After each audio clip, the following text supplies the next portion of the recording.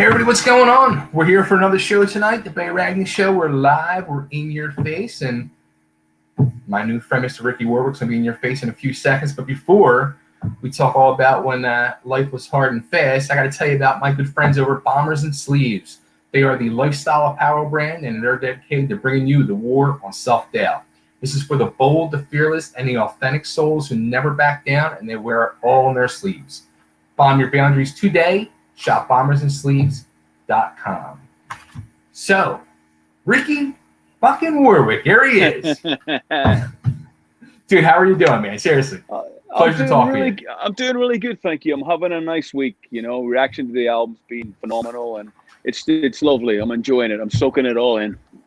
Yeah, you got to be, it's looking like this is going to be your first top 40 solo album for yourself, so that's going to be pretty exciting.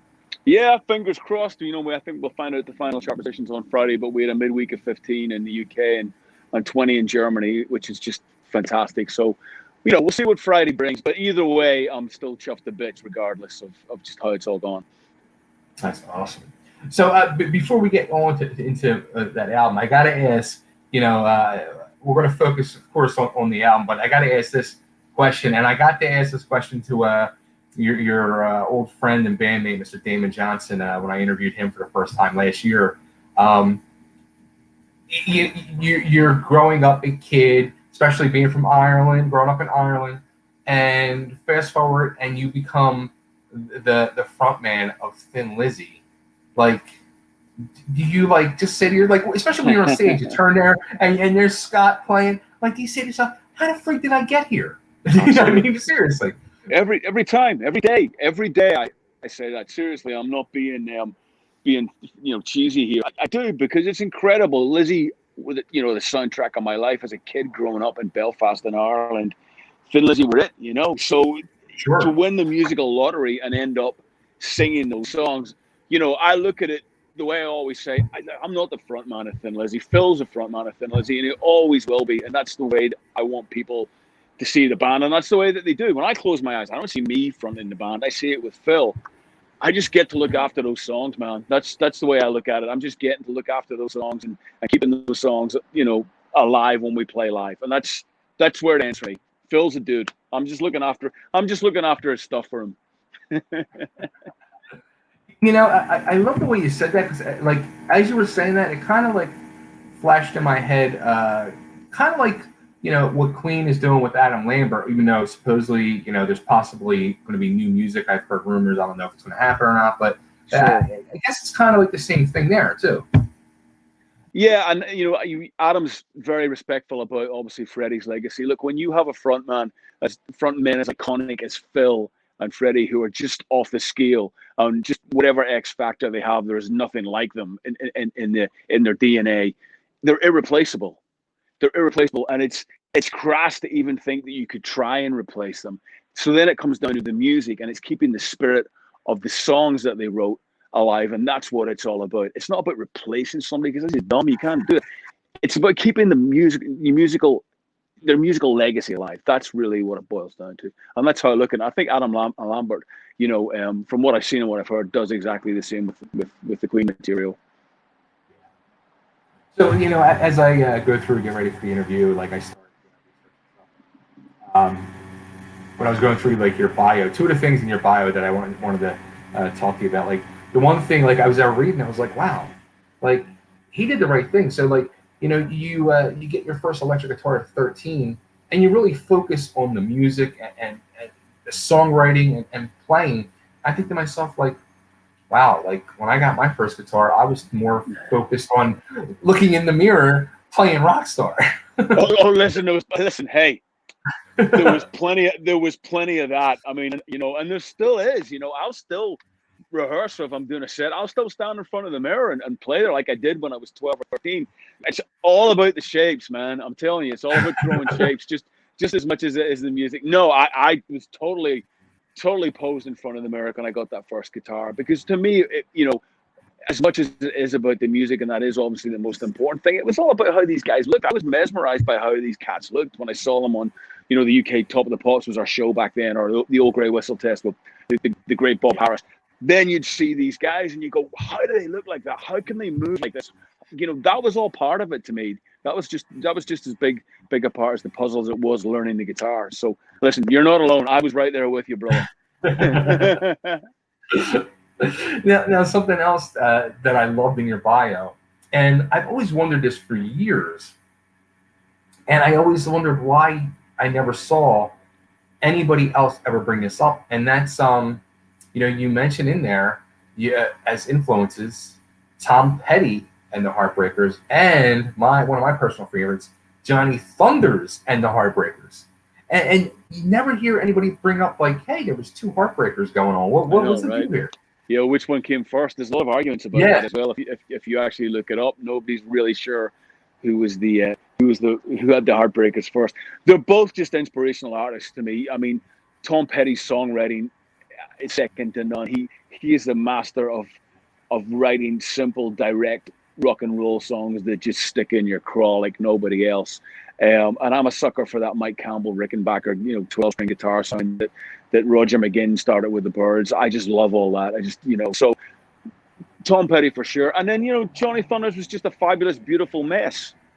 He was just all over the place, but insanely talented at the same time. And had a look and had a style and could write some killer songs. Sadly, he was too much of a mess sometimes, and I think that's why he's maybe no longer with us anymore.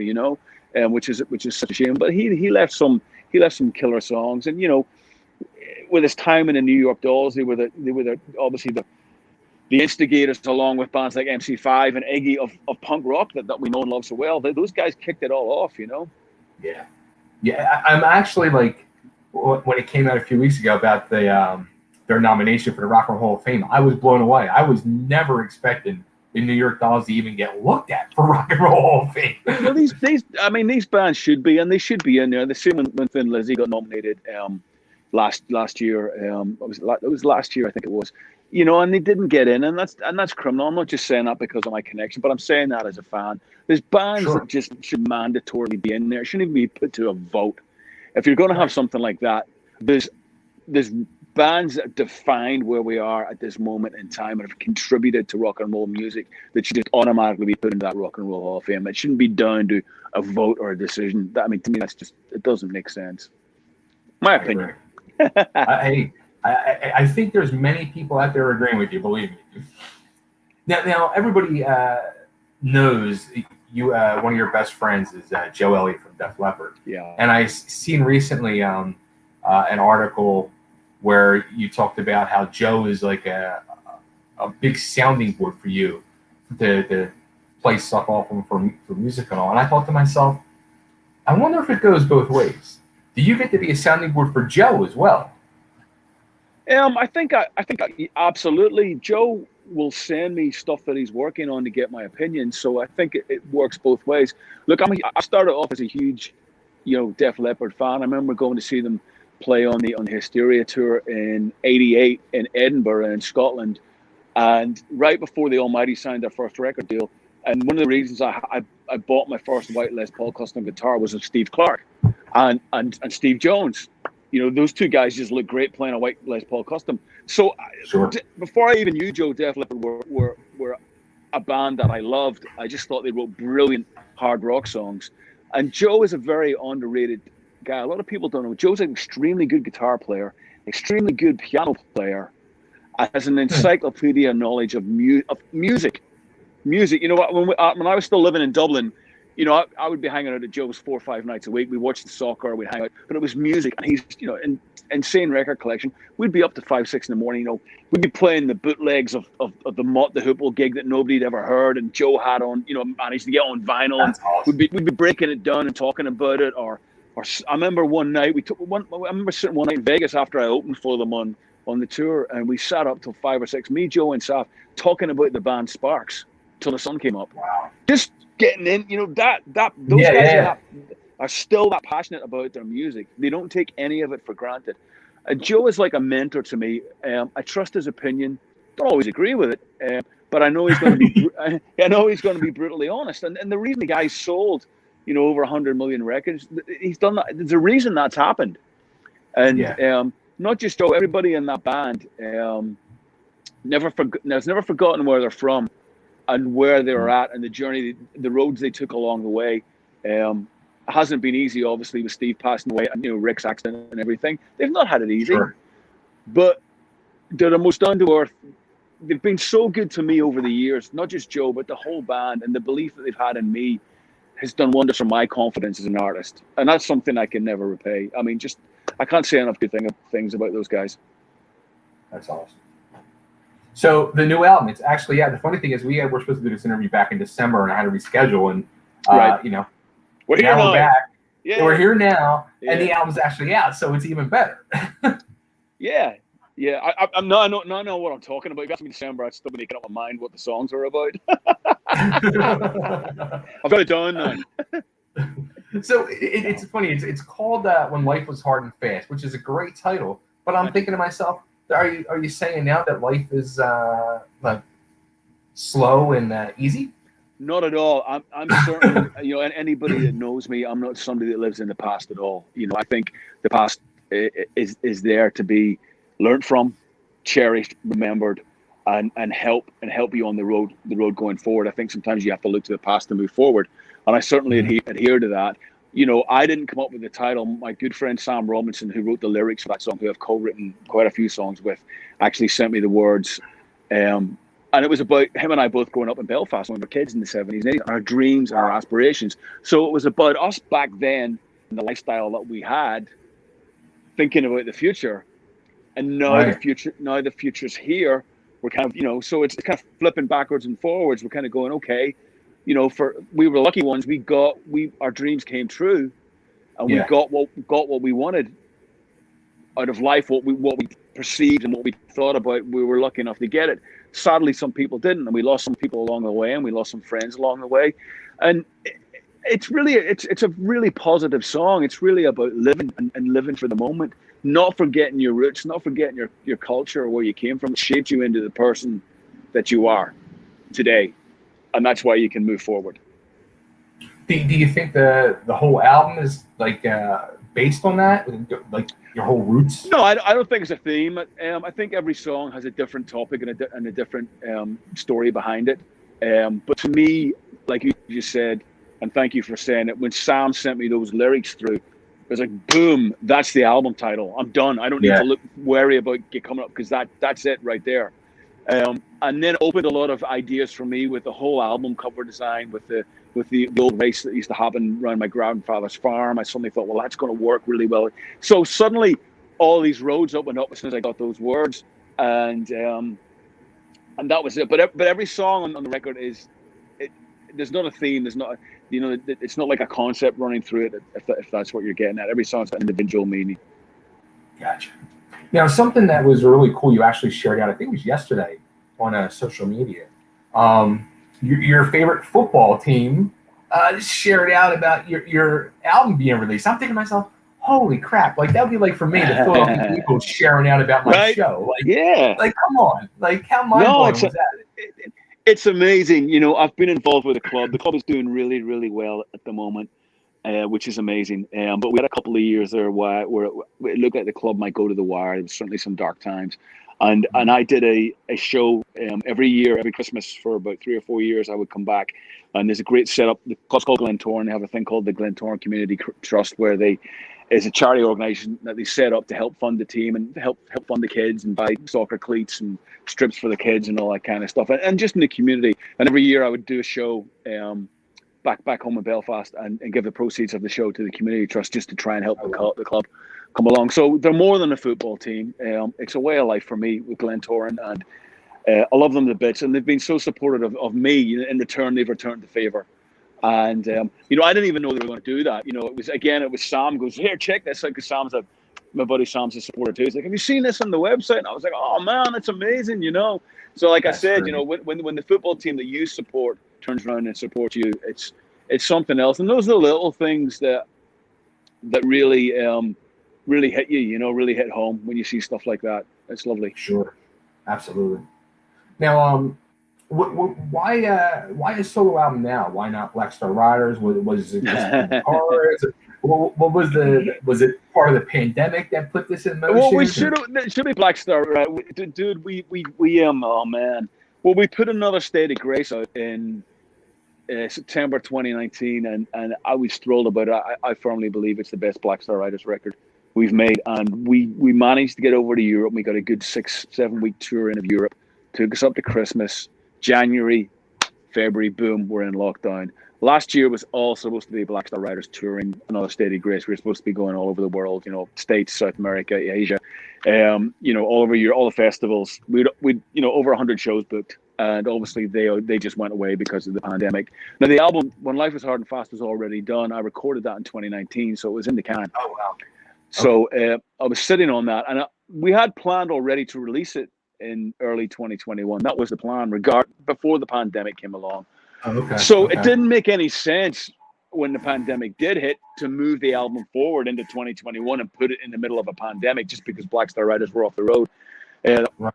That would have been crazy. So we stuck with the original date, hoping that when February came around in 2021, I could actually get out there. Things would be better and play some shows.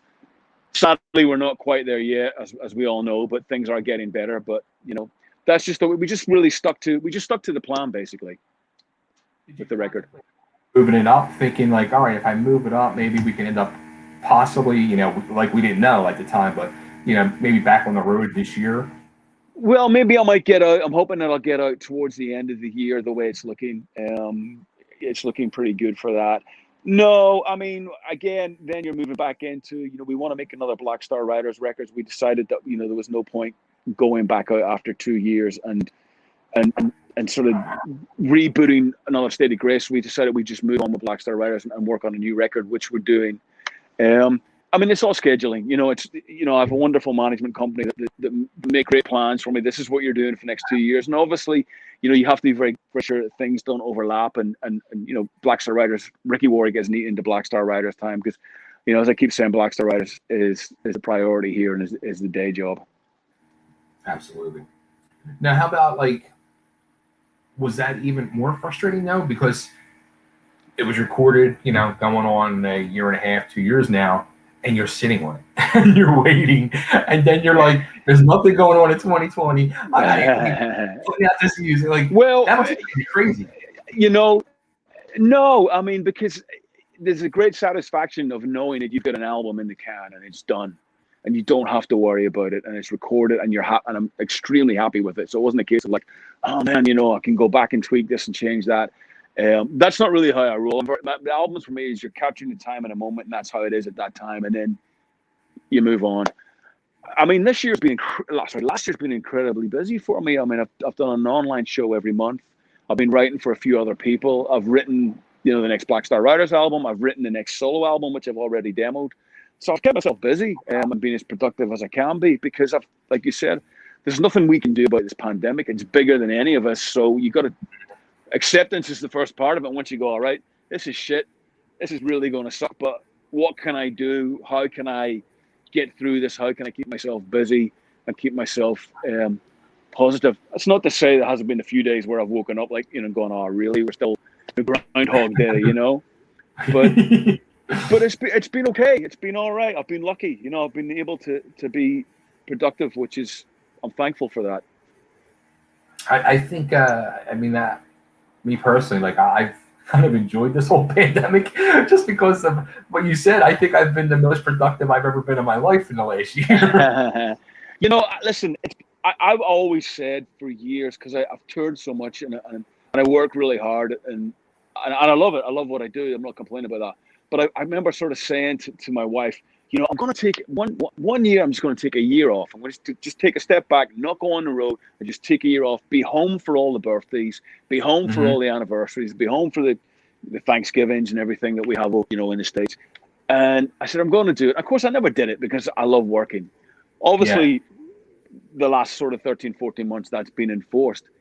And I've done it now, and it's been great. It's been lovely to be home for the birthdays. It's been great to spend time with the family all the time. But you know what? I'm ready to fucking go on tour again. I've done it now. It's out of my system. You know what I mean? It may have been enforced on me. I love my family in the bits, but being on the road that's what I do. That's part of who I am, and I think to have that taken away from me when I'm not ready to stop doing it, it's difficult, you know. It's difficult to get your head around it. Do you think that might work the opposite for some people in the business? Like they might say, like, you know what, like I just want to stay home now. I don't want to go back on the road. Yeah, I mean, I certainly some people might learn it. You know, it's okay to say no. Mm-hmm. You know, it's okay to to take your foot off the gas a little bit. I've certainly learned a lot from it as well. I think it's made me analyze quite a few things, and maybe there's certain things that now that maybe I'd have go, okay, I'll do it. Yes, no problem. I'm your guy. I might go, you know what? You know, I'm okay. You know, I might say my daughter's got something going on this week. I might just, you know, is it worth me missing that to go and do this? I don't know, but I definitely do know that with, you know, I have really missed touring, and that's something I'm not ready to stop doing ever. You know, I mean, I want to keep touring as long as I physically can because I love playing so much. Sure. Now, how about like you said, like with the writing? So, I mean, you've written the Black Star Riders album. You got new solo stuff you're writing. How do you distinguish between the two? Like when you're writing, you're like, all right, well, I'm keeping this one. I'll let the guys have this one. You know what I mean?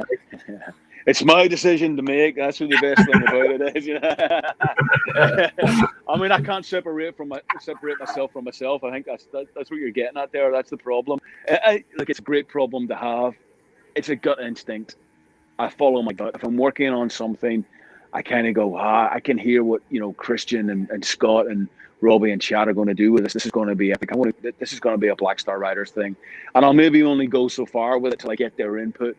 You know, I might send it up to Christian, up to his place up in Oregon. He's got a studio up there, and he'll send me something back, and we start tuning and throwing like that. And then the other guys come in, and that's how it really evolves with Black Star Riders. The solo stuff, I just work on. I just go, you know, I kind of go well. And again, I think Black Star Riders has a style and a sound that I'm very proud of, and I think people expect that from us, and we want to give it to them because I think that's what Black Star Riders means to them. So we don't want to deviate too far out of that lane, as it were. But obviously with the solo stuff, you can do what the hell you want. I mean, you know, all the cards are on the table. You can go anywhere. You can have whatever you want play on it. It's the total freedom to do that, and I'm blessed to be able to do both. But yeah, I mean, I've had the raised eyebrow from Scott Gorham. He does this cool thing. We've been on the tour bus, and I've been playing him a couple of solo songs like that. You know, he'll sit there and he'll kind of go, "Oh yeah."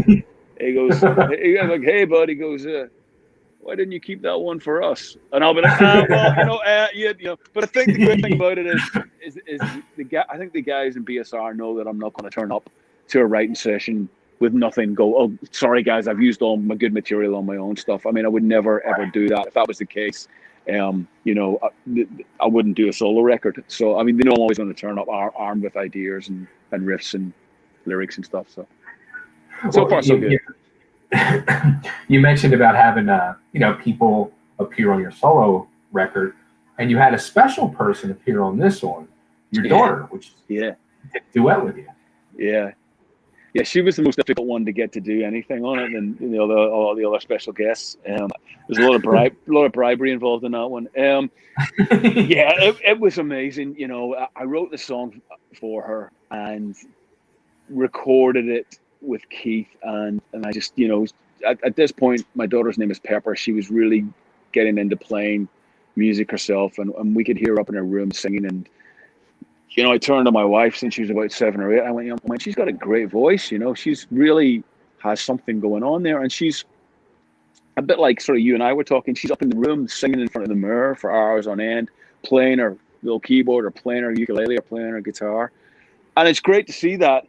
And I just was like, well, hey kiddo, this song's about you. Why don't you come in and sing in the studio? And she was 11 at the time when we recorded it a couple of years ago, and she came in and we had a great day hanging out in the studio, and it was a real proud dad moment just to have her on there and the whole thing. Of course, now she's 13, she wants absolutely nothing to do with it whatsoever. you know, she's like, oh God, it's so embarrassing. Really, you're so uncool. I can't believe I did that. You know. Oh, that's funny. Yeah. But I mean, I mean, honestly, God, like when I heard her, I was like kind of like this angel on Dad's shoulders, singing along with her. You know, she did it in one take. She went in, and she'd never been in the studio before, and we put the headphones on her. I'd played her the song a couple of times at home and told her the part. I mean, not excessively. I just ran through it with her a couple of times. She's like, all right, I got it, Dad. And she came in, and it was a little bit scary because I remember going into the studio for the first time when I was 14, when my first band to do demos, and being so nervous and so intimidated by everything. It probably ruined the demo session because I was so, just nervous and overwhelmed. Sure. Nothing. She just went in and, okay, no problem. Boom. One take. That's cool. Thanks, Dad. Can we go to Starbucks? So it was almost like I was the one that was a sort of gibbering, nervous wreck when she was in there, and she was just like, yeah, I've done it, no problem. But like I said, I'm happy that she's found music. We certainly haven't pushed any of our kids into any direction they want to go. We're very much about letting them find their own way. And there's always music on. There's always music on in the house, 24/7. So, I think that way they've been consciously or unconsciously aware of it. But she's really, really seems to be immersing herself in it right now, which is lovely. And hopefully, maybe she'll go on and do something. Maybe she won't. What's she think of Dad's music? Is she a fan of Dad's music, or is she kind of like you said, Dad, you're so uncool? I think secretly she likes it. She's just that age where all parents are uncool at the minute, and we're annoying, and we get in the way. And can you drop me around the corner so my friends don't see you and all that kind of stuff?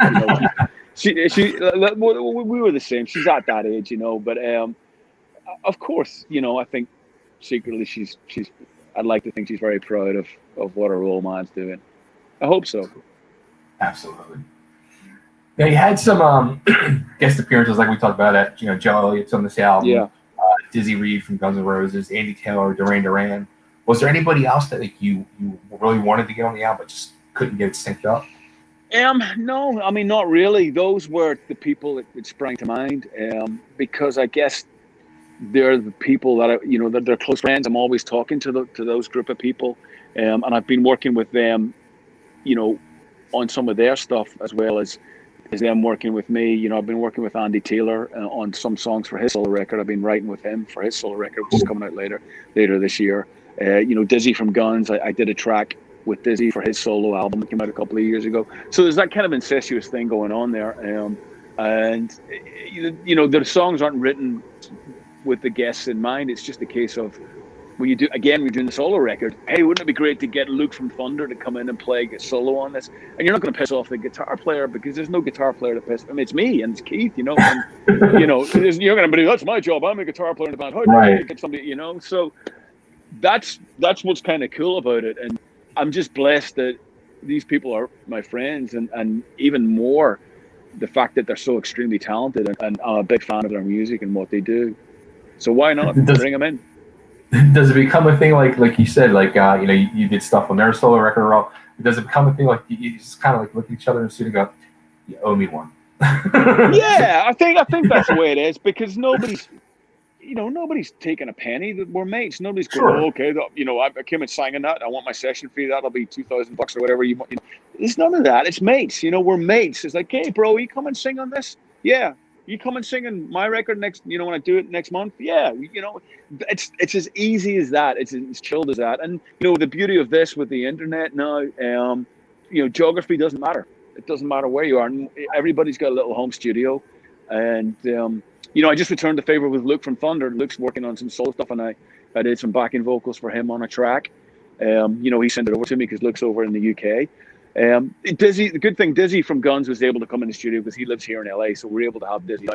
So physically, it's better. I love it when the people are in the studio and you can interact and see them play. That's magical. But obviously, with costs involved and geography, this just makes it so much easier when you're doing that kind of thing. So how about one thing I saw you were doing too? You were working with a website, Magic Glue. Seems like you were putting some of your stuff up, where people actually can play with you, and right. I guess was to raise kind of like what was the one that screwed everybody over? The fundraising site a few years back. Oh my God. Oh, Pledge Music. Pledge Music. Yeah. Yeah. Is it something similar like that? It's Similar-ish. Pledge Music was basically a bit like the Kickstart campaign that we have here in the States.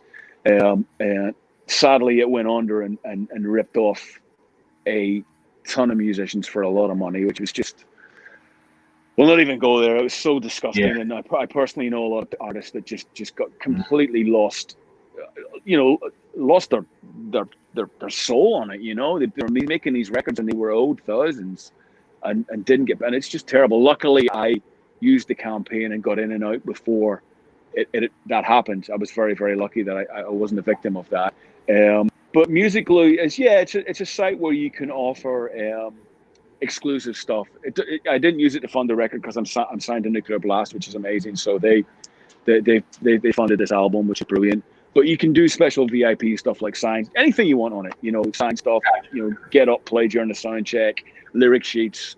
Anything you want to do to coincide with the record coming out. Nice. Now, also too, you included on this your acoustic unplugged covers, where we get to hear Britney Spears cover and the Dead or Alive cover, some other classics. How did the Britney Spears thing come about? I gotta know.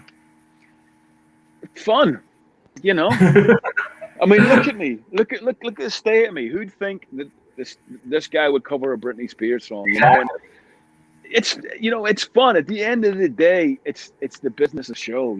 It's not show business. It's the business of show. It's about entertaining people and putting a smile on people's faces and making them feel something. The real story behind that, again, going back to my youngest daughter Pepper, she loved that song, when she was about 6 or 7 years old. And that album was recorded back in 2015, because it was part of the Pledge campaign for my last record. And I learned it just to sing it to her. Simple as that. I just learned it on the guitar so I could sing it to her and we could have fun singing it. And then I just was like, oh, hang on a minute. This is kind of cool. This song really works. Listen, I'm a sucker for really good pop music, really good, well-written, crafted pop songs. I'm all about it, I mean, my record collection would probably scare some people to death if they saw what was in it. They just wouldn't expect it. But that's what I love about music, And so I just thought, this works, and this works when you break it down on acoustic guitar. This actually sounds pretty fucking cool, So I did this thing for the people that were part of the Pledge. Every couple of weeks, I'd sit in the stairwell in my house and just do an acoustic cover. And this went really well. My manager said to me, you should go in a studio and just record a bunch of these acoustically. And we'll give it away as a very limited edition with part of the Pledge campaign for the last record. So I went in, did that. Sure enough, that we give, I think we only did 500 copies, real limited edition.